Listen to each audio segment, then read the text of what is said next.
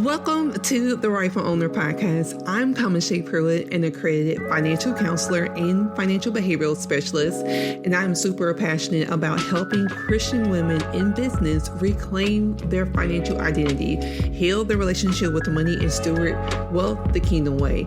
Listen, this podcast is all about exposing the lies you believed about wealth and replacing them with biblical truth so you can stop shrinking and start walking fully in your assignment. If you're ready to own what God has already given you, let's begin.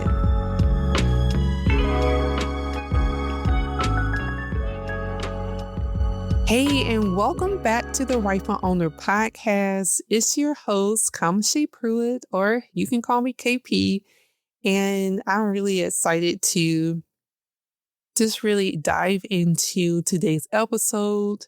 As always, this is a safe space. No judgment, just love and real direction. Now, I have sort of a disclaimer statement or something to say. Ultimately, I want to encourage you, like if you've been listening to the past few episodes, and you've been working through it, you've been doing the work, I want to make sure that you are staying connected to community, and not just any community, but specifically that you have someone in your corner that understands true financial discipleship and that can support you through your healing process. If you have been uncovering some things, or I guess if God has been uncovering some things for you and you've been digging deep, because it can be a lot. You can feel raw. And so I just want to make sure that you are not isolating yourself. It's one thing to lay low, and I understand it, but I urge you to stay connected to community. And so that can look like the Rightful Owner community. That could look like your licensed therapist.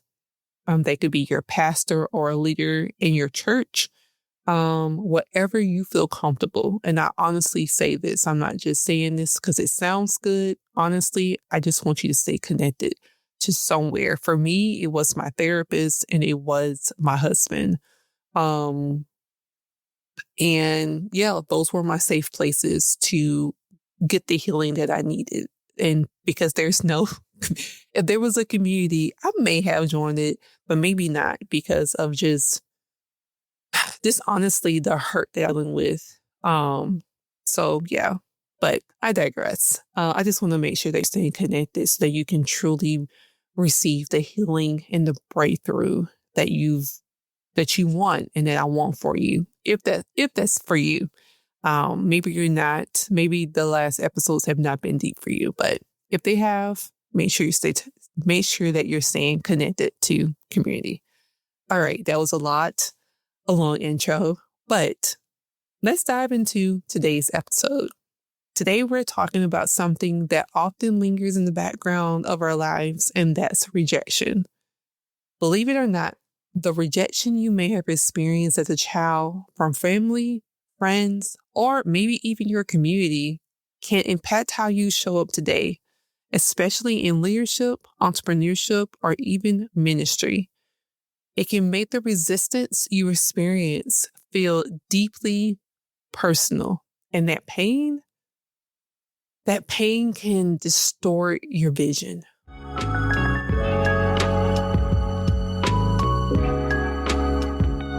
So let's talk about two major types of rejection. There's parental rejection and social rejection. Parental rejection is when your identity and worth were questioned or overlooked by the people who were supposed to affirm you. And social rejection is when you've been excluded, ignored, misunderstood, or targeted by your peers. These wounds run deep. And here's the thing, rejection rarely travels alone. It partners with shame, guilt, and people-pleasing. So here are some ways that if there's someone who maybe it's ourselves or someone else who is struggling with rejection, how they may react. So they may struggle with regulating their emotions. They seek external validation consistently. They feel unworthy of attention or opportunity, and they overcommit themselves to avoid feeling left out. So, as you can imagine, this is exhausting. It's exhausting to deal with this. And over time, rejection develops a voice and it starts prophesying lies like you're too much. No one really wants what you have to offer, or you're going to fail again. And we must learn to detect that voice and shut it down. A hard truth that I had to really comes to grip with in order to heal from the spirit of rejection is to understand that if you're looking through the lens of rejection, you will 100% misread the opportunities, relationships, and assignments God is sending you. You'll filter every no as you're not enough, instead of maybe it just wasn't your door. And you'll think resistance is rejection when it may be refinement. You'll see closed doors as God withholding from you rather than Him protecting or preparing you. If the lens is broken, your vision will be too.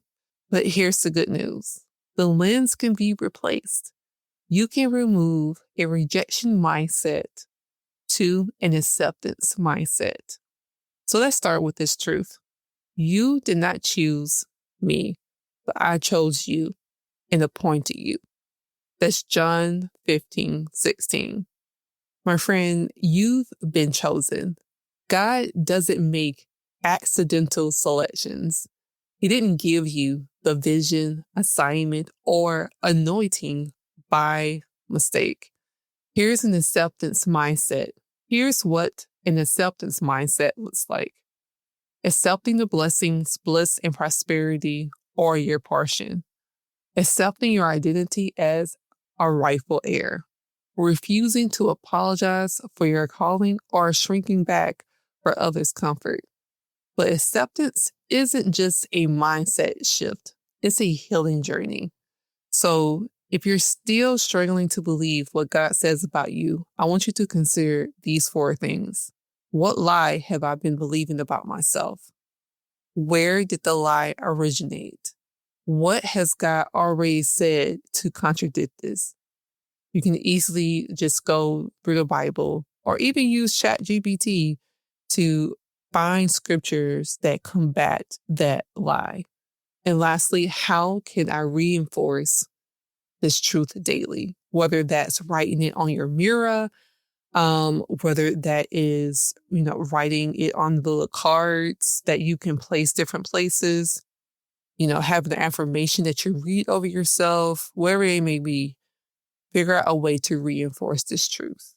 Now, rejection in business looks like this. Undercharging because you don't want to be rejected by potential clients. Not applying for opportunities because you assume you're underqualified. Or over-delivering because you're afraid of disappointing someone. You don't just need a business plan. You need healing. Because the fear of rejection is making you sabotage your growth. You can't fully own what you haven't accepted. So, as we wrap up our time together, here's your courage to own moment for the week. As you reveal any place in your life where rejection is still shaping your beliefs, write it down and acknowledge it. Then replace it with what God says about you. Here's your prayer of the week. I want you to pray this over yourself. God, help me see myself the way you see me. Heal the parts of me that still believe rejection is my portion. Today, I choose to believe that I am chosen, accepted, and assigned. My friend, you are already a rightful owner. Now it's time to believe it. Until next time, steward well, See ya. Thank you so much for listening to the Rightful Owner Podcast. If this has blessed you at all, please subscribe and share. And I want to invite you personally to come join me in the Rightful Owner community on Patreon, where I would love to dive deeper into this episode with you. And remember, James 1:22 says, don't just be a hearer of the word, but be a doer. Until next time, walk boldly and steward well. See ya.